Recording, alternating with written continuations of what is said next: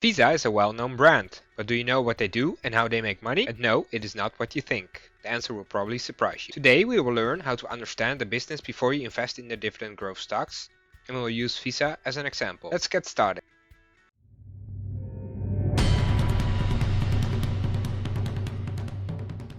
Hi everyone, this is Tom from the Dividend Attitude. Today we are going to be talking about understanding a business before you buy dividend stocks of that business. So to be concrete, you have to understand what the company does, what products do they sell, how do they make their money, what segments do they operate in, who are their customers and who are their competitors. We're going to be talking about all that good stuff today, and as always I will show you exactly where to find that little gold nuggets of information. And at the end I will quickly go over my portfolios again to see how they are doing in these crazy times. So stay tuned. Remember, you're buying part ownership in a business. Part of understanding a business is also to know if and why they have a durable competitive advantage, also referred to as a moat. As this is such an important topic on its own, I will dedicate the next video to that very topic. So if you want to get notified when that video comes out, don't forget to subscribe and turn the notifications on. In the previous episodes, I showed my viewers how to find dividend stocks, how to analyze the income statement, balance sheet and cash flow statement. In the last video I explained how you can analyze the management of a company and why that is important. If you want to watch those episodes, you can find them all in the How to Research Dividend Stocks playlist, of which I will put a link in the description down below. So to give you an idea, we are now here about to understand the business. Your research starts off with a simple but important question. What does the company do? What business segments do they operate in? Which industries? What are their operations? And so on. You can start by typing in the company name in Google, or you can go straight to their website. On the company website there's usually an About Us page where you can read up on what the company does. Another place to look for a company description is the annual report. On the About Us page we can already quickly see what Visa does. They are a global payments technology company that provides a payment network to connect the world. I cite, "We are a global payments technology company working to enable customers, businesses, banks and governments to use digital currency. A network that connects the world." You probably first heard of Visa because you saw the name on your credit card or something similar. But did you see anything mentioned here about Visa being a credit card company? I haven't, and that is because they are not a credit card company. Don't believe me? Let's see a short video on their website.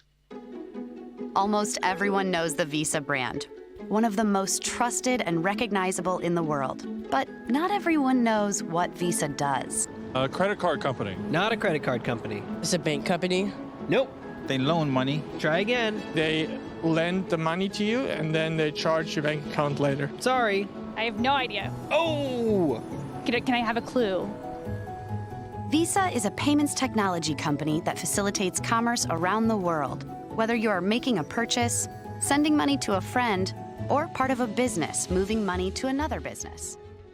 Next we click on Our Business on the About Us page of Visa. Here we find another great clue about what Visa is about. I cite again, "Our technology and innovation make digital payments a reality for consumers, businesses, banks and governments. We have a simple and unwavering vision that can be traced back to our beginnings in 1958. To be the best way to pay and be paid for everyone, everywhere. We know that every Visa transaction is a promise. Whether it's a street vendor in Brazil selling food to make a living, or a fisherman in Rwanda paying his daughter's school fees. We want to provide the most secure and seamless payment experience possible." Below that we see how a Visa transaction works, and we can spot that Visa is not a credit card company. Again, they provide an infrastructure and network for people to pay and get paid through a reliable and secure payment network. It can be done with a card that is provided by one of their partners, the credit card issuers. Next, we observe that Visa operates in 200 countries.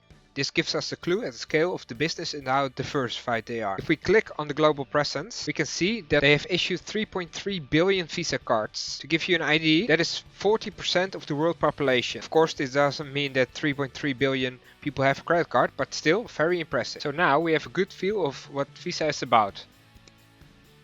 Let's jump to the annual report. In every annual report you can find a section called Business. This is the absolute gold nugget to find out most of what you need to know about the business. In the business section you can easily find out which different segments Visa is reporting revenue on. We have service revenues, earned for services provided in support of client usage of Visa products. Then we have data processing revenues, earned for authorization, clearing, settlement, value-added services, network access and so on. International transaction revenues, earned for cross-border transactions, earned for cross-border transaction processing and currency conversion activities. And we have other revenues, consist mainly of value-added services, license fees for use of the Visa brand, fees for account holder services, certification, licensing and more. So in one quick glance, we already found out what segments they report on and how they make their money. Awesome! To find out how Visa operates, we just have to look further in their business description of the annual report. I cite, Visa earns revenue by facilitating commerce across more than 200 countries and territories, among a global set of consumers, merchants, financial institutions, businesses, strategic partners, and 6 government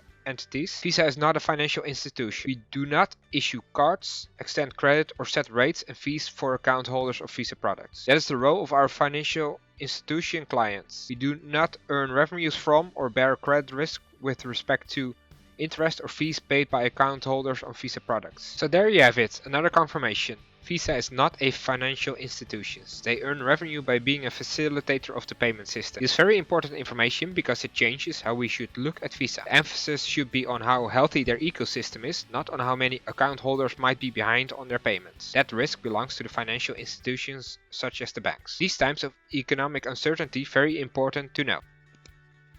On to the business model of Visa. At the start of the business section, we find an overview of their business model. 1. We facilitate secure, reliable, and convenient transactions between financial institutions, merchants, and account holders. 2. We offer a wide range of Visa-branded payment products. 3. We take an open partnership approach. 4. We are accelerating the migration to digital payments. 5. We provide value-added services. And 6. We invest in and promote our brand. So now we know exactly how they operate and plan to grow further. As we already discovered previously, Visa earns revenue through offering their network and the services that come along with it, such as service fees, data processing fees, international transaction fees, etc. So in contrast to what many people might believe, they do not earn revenue from credit card fees, interest payments on overdue balances, etc. Their strategy is based on 6 core areas. Their core products such as business solutions, credit, debit and prepaid cards. They offer network and security for financial institutions, their customers. Tap to pay, the ability to pay with your phone. E-commerce. They state that e-commerce has evolved drastically in the 25 years since the first online purchase was made on their network. This presents them with the opportunity to evolve security and the digital checkout experience. Then 4th, access and acceptance. Mobile connectivity, new acceptance devices untethered to landline infrastructure and new partnerships are enabling Visa payments in categories where card acceptance has typically been low, such as rent, parking and vending machines. Then they go on to explain how they make use of this opportunity. Then partnerships, fintech companies that develop apps through the API of Visa. They have an open partner model that includes card issuers, acquirers, merchants, account holders and fintech companies. This helps to make the ecosystem more and more valuable, and this pushes the brand of Visa forward. And then lastly, ventures. Visa continues to acquire new businesses to support all kinds of payments. Next to business to consumer and business to business, also peer-to-peer and government to consumer. So this includes welfare benefits, for example.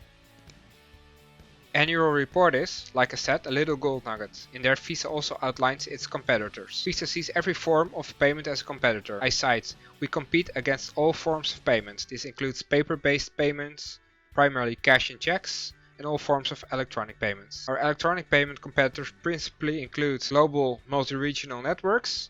They specifically name MasterCard, American Express, Discover, JCB and UnionPay. Local and regional networks, alternate payment providers, real-time payments, payment processors. So their customers are not account holders, because the account holders are the customers of the financial institutions that have issued the cards. Their customers are the financial institutions such as banks, but also merchants to which they provide all kinds of services such as anti-fraud, AI software, etc. etc. The great thing about Visa is that they are not just customers, they are partners, where they try to make the ecosystem of electronic payments even better and more secure. So I think you have a good idea now of what Visa does, but also how to start understanding a business. As you can see, it is actually not that hard to get a grasp on a business. All I did is scrutinize their website and go through their annual report, of which most of the information to purely understand the business is in the business segment of the annual report. For me, it was very exciting to make this video and to go through the annual report of Visa. I do not have shares in them, but I certainly see their value having gone through their annual report. Like I've mentioned in previous videos, my portfolio mainly consists of dividend growth stocks, with the exception of CVS. I have 2 portfolios with European brokers Bing Bank and De Giro. First, let's see how my Bing Bank portfolio is doing. Right now it stands at a bit over €7,000 with an unrealized loss of 15.87% and 1300 euros in 2020. The market has swung up quite a bit since I made the last video. In fact, if we go back and take a look at the value there, it was a bit under 6,000 euro with an unrealized loss of 29.2% and 2400 euro. So there's a difference of almost 14%. This goes to show that no one can predict which way the market is going, so why bother trying? And that is exactly the reason I only look at my portfolio gain or loss to make these videos, and for the rest of it just focus on the dividends coming in. Taking a look at the return graph in 2020, we can see that the return is now 3% above the S&P 500 mini future benchmark. A quick look at the return since the start of this portfolio shows us that the return is now back up to 23% compared to 19% against the benchmark. Compared to last week, no new dividends have come in, so there's no use to take a look at that now.